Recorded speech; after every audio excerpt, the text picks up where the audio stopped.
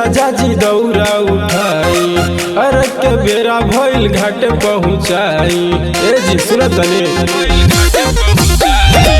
जल्दी से राजा जी दौरा उठाई, अरग के बेरा भइल घाट पहुँचाई।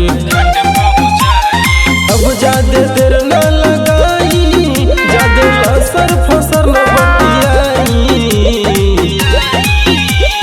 गछले बानी कोसिया जाके भर दिहब हो, माई के पहिला अरग दिहब हो। गछले बानी कोसिया जाके भर दिहब हो, माई के पहिला अरग दिहब हो।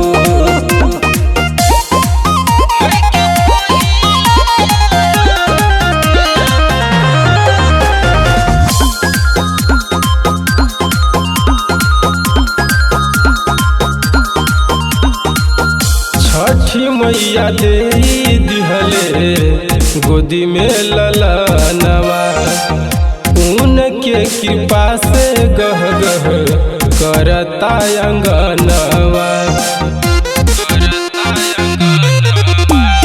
छठी मैया दे दिहले गोदी में ललनवा, उनके कृपा से गह गह करता अंगनवा।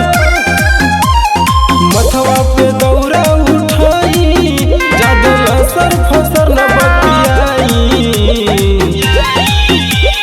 गछले बानी कोसिया जाके भर दिहब हो, माई के पहिला अरग दिहब हो। गछले बानी कोसिया जाके भर दिहब हो, माई के पहिला अरग दिहब हो।